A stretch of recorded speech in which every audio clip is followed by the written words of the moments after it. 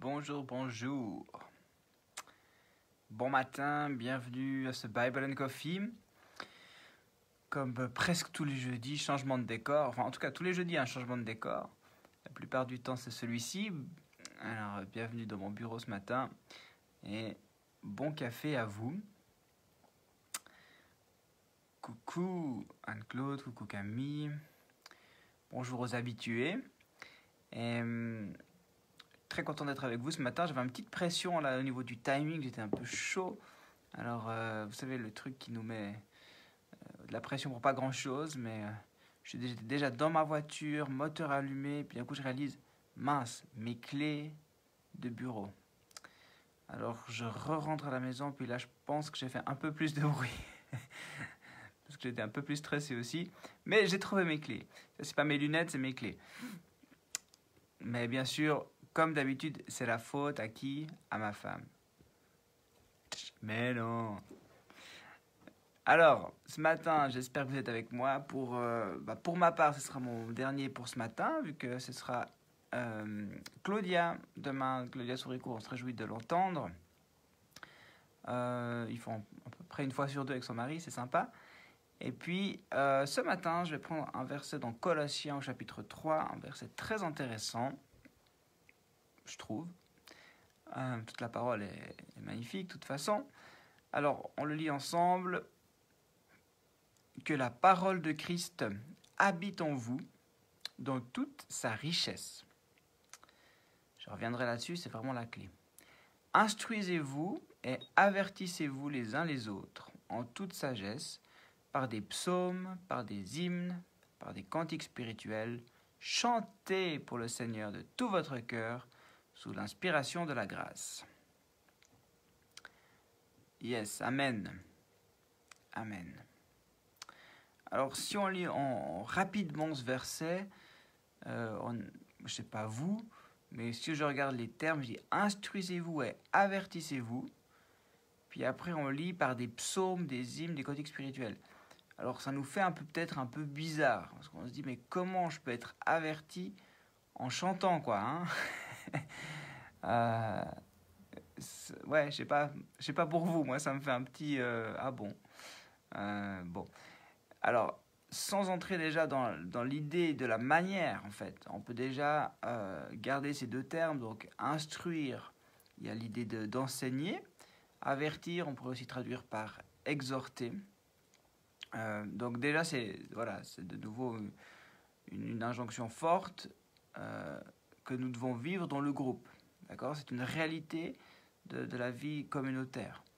Alors, c'est déjà important de se le redire. Si on repart de notre citation de base, que finalement c'est la communauté qui façonne notre caractère. Alors là, c'est de nouveau la communauté, mais c'est la parole dans la communauté. Que la parole de Christ habite en vous dans toute sa richesse. Alors moi, j'aime beaucoup ça et je crois que c'est vraiment la clé de ce verset. C'est que alors que la parole habite là, avec richesse, donc ça veut dire... j'ai pas regardé en détail le terme, mais si moi je pense à sa richesse, ça veut dire sa diversité aussi. Pleinement, dans tout ce qu'elle est, dans tout ce qu'elle contient, parce qu'elle est riche. Alors dans tout ce qu'elle est, dans tout ce qu'elle contient, avec diversité, qu'elle habite en vous. Et puis une fois qu'elle habite en nous, une fois qu'elle est présente, une fois que dans le groupe, la communauté, c'est la parole qui est là. Et puis je vous rappelle que la parole s'est faite chair. Cette parole-là, elle peut nous permettre de nous enseigner, de nous instruire et de nous avertir. Donc c'est vraiment en lien à la parole. C'est pas juste un avertissement bidon ou une exhortation parce que vous le sentez pas, parce que vous vous dites ah ouais lui il est peut-être je sais, voilà, il est sur une pente glissante. Non, c'est la conséquence, si vous voulez, de la réalité de cette parole qui habite avec puissance, avec richesse en nous. Alors maintenant, avertissez-vous, instruisez-vous. Et puis là, il nous propose des psaumes, des hymnes, des cantiques spirituels, notre cher ami Paul. Chanter pour le Seigneur.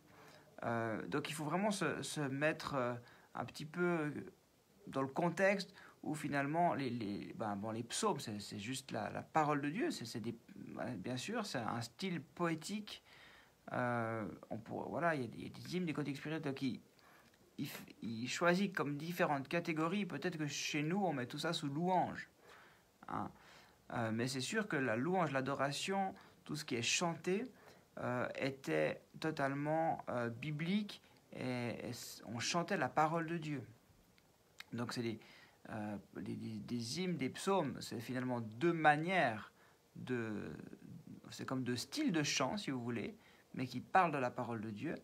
Des cantiques spirituels, on pourrait aussi aller sur une louange plus spontanée, voilà, plus inspirée, cantique spirituel, mais chanter pour le Seigneur. Donc ça, c'est une manière a priori, de s'instruire, de s'exhorter, de s'enseigner, parce que nous chantons la parole de Dieu. Alors je ne sais pas vous la place qu'a la parole de Dieu dans votre louange. Je ne sais pas quelle est la place de la louange dans votre vie spirituelle. Mais pour moi, elle est importante. Et c'est vrai que souvent, je chante et c'est la parole de Dieu qui est là. Et j'aime me souvenir aussi de la parole de Dieu, que la parole de Dieu m'habite par des chants et par la louange. Donc je peux que vous encourager à chanter, à chanter la parole de Dieu. Je vais encore revenir sur un terme, mais il y a encore donc chanter pour le Seigneur de tout votre cœur sous l'inspiration de la grâce. Donc l'inspiration de la grâce, certaines versions vont dire par reconnaissance, dans la reconnaissance. Donc c'est vrai que l'inspiration de la grâce, on aurait pu dire sous l'inspiration du Saint-Esprit, normalement ça devrait être. Mais l'inspiration de la grâce, c'est finalement cette réalité de l'œuvre de Jésus. Et puis cette grâce qui nous a été faite, donc qui nous inspire la reconnaissance et qui inspire aussi notre louange. Donc une dernière chose que je trouve intéressante, moi j'aime beaucoup ce terme en fait, exhorter, avertir, c'est nouténéo dans le grec. Et puis en fait, il y a l'idée de confronter même, donc ça va assez loin si on parle de ce terme-là. Donc avertir, confronter, toujours derrière l'idée de la restauration. Donc voilà. Mais en fait, il y a le terme, on pourrait le traduire par mettre dans l'esprit. En fait, c'est nous placer dans l'esprit. Placer dans l'esprit. Donc c'est intéressant de dire, en fait, c'est avertir, mais placer la parole. C'est par ces chants, ces hymnes, c'est placer la parole dans l'esprit, avec petit e, dans l'esprit de. C'est intéressant de chercher un peu ça, parce que tu te dis, en fait, c'est comme un changement, c'est vraiment pour qu'il y ait un changement de mentalité, qu'il y ait un changement d'esprit. Donc, c'est un avertissement ou une confrontation pour changer la mentalité de la personne.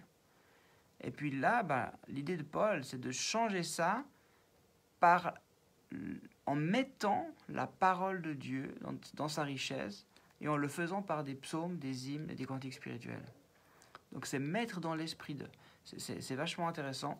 Donc c'est un terme qu'on utilise beaucoup aussi en relation d'aide en fait, parce que la relation d'aide ou les soins pastoraux, il y a cette idée bien sûr, il y a plein d'autres choses, mais il y a aussi à un moment donné où on doit exhorter, on doit confronter une personne.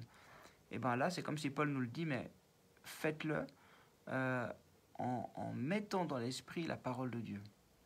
Voilà. Voilà, moi je trouve ça intéressant. Donc ce que j'aimerais mettre l'accent ce matin, finalement, c'est, parce que la clé du verset est là, que la parole de Christ habite en vous dans toute sa richesse. Puis c'est cela qui va façonner notre caractère dans le groupe, et peut-être on peut réfléchir à de quelle manière la parole vit, la parole habite en nous dans toute sa richesse, dans la communauté, dans le groupe. Comment on fait vivre cette parole dans le groupe. pour qu'elle puisse faire son effet, pour qu'elle puisse nous instruire, qu'elle puisse nous avertir. Je vous laisse un peu avec cette question-là. Et je veux prier vraiment que la parole de Christ habite en vous, en nous, en moi, dans toute sa richesse, dans cette journée.